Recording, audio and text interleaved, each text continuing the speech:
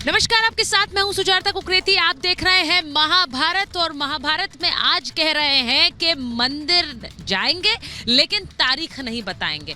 ये इसलिए कह रहे हैं क्योंकि पिछले कई दिनों से आप लगातार तस्वीरें अयोध्या की देख रहे हैं। अयोध्या में प्राण प्रतिष्ठा की तैयारियां हो रही हैं। पूरी अयोध्या एक छावनी में तब्दील हो गई है। अयोध्या से मिलने वाले पास के जिलों के बॉर्डर पर सुरक्षा बढ़ा दी गई है। ये सब कुछ प्राण प्रतिष्ठा में आने वाले अति विशिष्ट 7,000 अतिथियों को देखकर किया जा रहा है, जिसमें प्रधानमंत्री मोदी होंगे, जिसमें मुख्यमंत्री योगी आदित्यनाथ होंगे।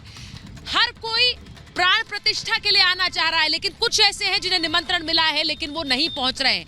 अब वो क्या कह रहे हैं? वो कह रहे हैं कि मंदिर जाएंगे लेकिन तारीख नहीं बताएंगे। वही तंज जो बार बार कसा जाता था कि मंदिर यहीं बनाएंगे, तारीख नहीं बताएंगे, मंदिर बन गया। अब वो तंज उल्टा पड़ गया है विरोधियों पर, क्योंकि वो कह रहे हैं हम मंदिर तो जाएंगे लेकिन तारीख नहीं बताएंगे, कब जाएंगे पता नहीं है।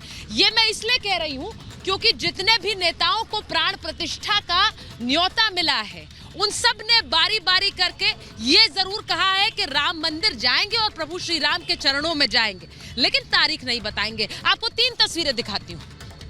तस्वीरें अरविंद केजरीवाल की, दिल्ली के मुख्यमंत्री अरविंद केजरीवाल, जिन्होंने कहा कि प्राण प्रतिष्ठा का निमंत्रण मिला लेकिन 22 तारीख को नहीं जाऊंगा, प्राण प्रतिष्ठा के बाद अपने परिवार के साथ जाऊंगा दर्शन करने।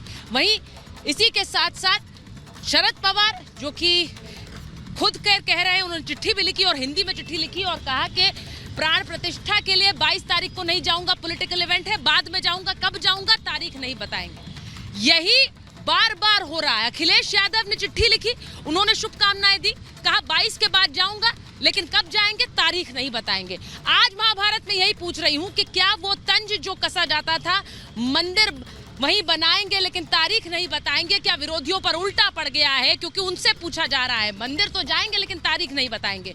मैं आपको एक रिपोर्ट दिखाऊं, उससे पहले ये भी बता दूं कि अयोध्या से मेरी सहयोगी अनामिका पांडे हमारे साथ जुड़ी हुई है, बहुत सारे साधु संतों के साथ अयोध्या की आवाज लेकर।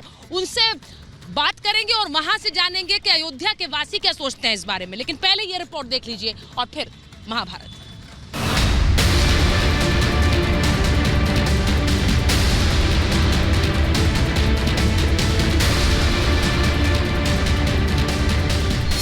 अयोध्या जाएंगे मोदी, कहां कहां होंगे विरोधी। सारे सियासी चक्कर चलाएंगे लेकिन क्यों अयोध्या नहीं जाएंगे?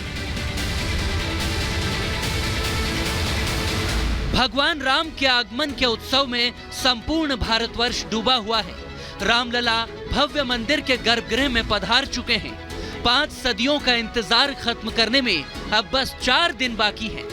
पूरे देश की ओर से पीएम मोदी श्री राम का आशीर्वाद लेने अयोध्या जाने वाले हैं। माताएं बहनें मुझे आशीर्वाद दीजिए, क्योंकि अब तो मुझे रामलला के पास जाना है। मोदी और योगी तन मन से रामकाज में लगे हैं, तो कुछ लोग कालनेमी वाली सियासत करने पर उतारू हैं। राष्ट्रीय पर्व में विघ्न डालने का भरसक प्रयास किया जा रहा है। 22 जनवरी को राम उत्सव का बहिष्कार का प्लान बनाया जा रहा है। सर राम मंदिर का उद्घाटन है, क्या राम मंदिर उद्घाटन में आप लोगों को सर आमंत्रण मिला है? जाएंगे? नहीं जाएंगे। नहीं जाएंगे सर? भगवान को याद नहीं, भगवान को बीजेपी नहीं ला रही है। बीजेपी भगवान की वजह से थोड़ा बहुत कामयाब है। सबको कहूँगा कि वह विरोध की राजनीति करके अपनी भक्ति का प्रदर्शन न करें। हिंदुओं के डर से राम राम करते मोदी विरोधी अब बहुत बुरा फंस चुके हैं। जो लोग कभी बीजेपी से पूछते थे कि मंदिर वहीं बनाएंगे पर तारीख नहीं बताएंगे, आज उन्हीं नेताओं की हालत ये हो गई है कि राम मंदिर तो जाएंगे पर तारीख नहीं बताएंगे। जब पीएम मोदी समेत पूरे देश और दुनिया की निगाहें अयोध्या में रामलला के आगमन पर होगी, तब मोदी विरोधी अपने एजेंडे में लगे रहेंगे। तभी तो उद्धव ठाकरे अयोध्या नहीं बल्कि नासिक के कालाराम मंदिर में पूजा अर्चना करेंगे। ममता बनर्जी कोलकाता में काली मंदिर से सर्वधर्म सद्भाव रैली की शुरुआत करेंगी, तो राहुल गांधी असम के कामाख्या मंदिर में पूजा अर्चना के लिए जा सकते हैं। तो केजरीवाल अयोध्या न जाकर दिल्ली में ही सुंदरकांड का पाठ कर सकते हैं। कांग्रेस से लेकर सपा और आरजेडी से लेकर टीएमसी तक राम मंदिर का न्योता ठुकरा चुके हैं। तो फिर क्यों ये लोग भगवान की शरण में जाने का दिखावा कर रहे हैं? कांग्रेस पार्टी में ना कुछ बेताल हैं। उन बेतालों से कांग्रेस नेतृत्व बहुत परेशान है। ये धार्मिक कार्यक्रम नहीं है, ये भारतीय जनता पार्टी का निजी कार्यक्रम है और इसके साथ ही साथ भारतीय जनता पार्टी आज लोकतंत्र को कुचलने का दुस्साहस कर रही है। समाजवादी पार्टी के कारनामे जनता जानती है। भाषण कुछ और रहा है और कारनामे कुछ और रहे हैं। मोदी विरोध में राम विरोध की राह पकड़ने वालों को अपनी ही पार्टी में विरोध झेलना पड़ रहा है, लेकिन कुछ नेता ऐसे भी हैं जो राम के नाम पर रंग में भंग डालने की कोशिश कर रहे हैं, तो जले पर नमक छिड़कने का भी काम किया जा रहा है। अखिलेश के चाचा शिवपाल यादव कार सेवकों पर गोली चलाने को जायज ठहरा रहे हैं। देखिए, संविधान की रक्षा की गई थी, कोर्ट के आदेश का पालन हुआ था और हम लोगों का कलयुग शुरू होगा 22 जनवरी के बाद दलितों, पिछड़ों और आदिवासियों का कलयुग शुरू हो जाएगा। जिनके नाम में राम हो वो राम के प्रति ऐसी भावना रखे, राम और हनुमान जी उनको बल बुद्धि विद्या का दान दे ताकि जो मूर्ता है वो दूर हो। जब पूरा देश राम जी के स्वागत में खड़ा है और मोदी प्रधानमंत्री होकर भी 11 दिनों के विशेष अनुष्ठान के साथ राम भक्तों की इस पंक्ति में सबसे आगे खड़े हैं, तब विपक्ष क्यों राम के नाम पर बदनाम करने वाली पॉलिटिक्स कर रहा है?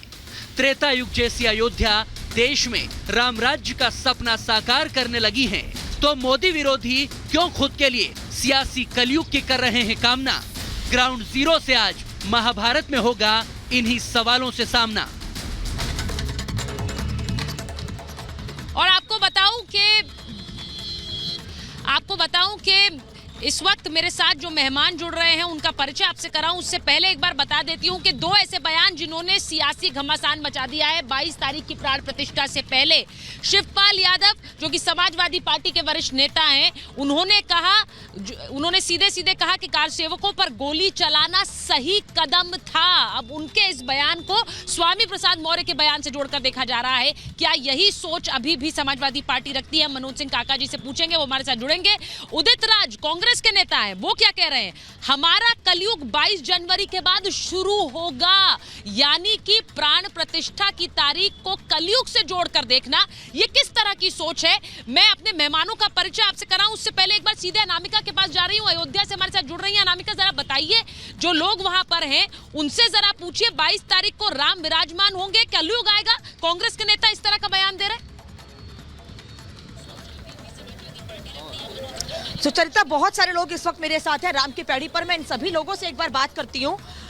कांग्रेस के नेता कह रहे हैं कि असल मायने में उनके लिए 2022 जनवरी को जब रामलला की प्राण प्रतिष्ठा होगी, असल मायने में तब कलयुग आएगा। क्या सोचते हैं आप लोग इस पर? इससे बड़ा त्रेता का युग आ ही नहीं सकता जो हम 22 जनवरी को देखने जा रहे हैं। त्रेता की छाया आ रही है सबद धाम में।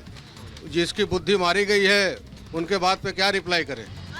राम राज्य के आने के साथ पब्लिक डिस्कोर्स बदलना चाहिए, सौम्यता सभी दलों को अपने भाषा में रखनी चाहिए और अयोध्या का बहुत विकास हो रहा है, ऐसा ही पूरे राष्ट्र का विकास हो, ऐसी कामना है। आप सब तो कुछ लोग अयोध्या से, कोई कहीं से आया है, अलग अलग जगहों से दर्शन करने आ रहे हैं, आप कुछ कहना? आप सुन नहीं पाएंगे। हम तो अयोध्या से ही हैं। विनाश काले विपरीत बुद्धि वाली बात है। सबको विकास दिख रहा है, सारी आम जनता को, केवल कुछ लोगों को नहीं दिख रहा है। चकाचक हो गई है। राम भद्राचार्य जी के अनुसार अयोध्या चकाचक हो गई है, चकाचक। अयोध्या हमने 10 साल पहले भी देखी थी और अब भी देख रहे हैं। आप सब राम भक्त हैं, एक बार जय श्री राम के नारे तो लगाइए बिना नारे के। और ये देखिए, एक शख्स मेरे साथ है, कहाँ से आए हैं आप? मैं महाकालेश्वर उज्जैन मध्य प्रदेश से आया हूँ। कान्हा जी के रोल बिल्कुल वेश में आए हैं? नहीं, मैं लगभग 16 साल पहले से हमेशा ऐसे ही रहता हूँ, दिन रात। तो आज यहाँ आके कैसा लग रहा है? अरे यहाँ पे तो क्या है, अमृत बरस रहा है और आपको ये बहुत बड़ा ताज्जुब होगा कि जितने भी जो लोग आ चुके हैं, ये पता कौन है? ये त्रेता युग की आत्मा है। ये जो भगवान का अधूरा प्रेम रह गया था, जो 14 वर्ष वनवास के बाद भगवान जो बैठने वाले थे, जो आनंद था, उससे और चौगुना आनंद आज कलयुग के लोगों को मिल रहा है। 4 गुना आनंद आ गया है आपके। मैडम, ऐसा समय कभी वापस नहीं आएगा और आज जो चूक गया वो पूरे जीवन से चूक जाएगा। जय श्री राम।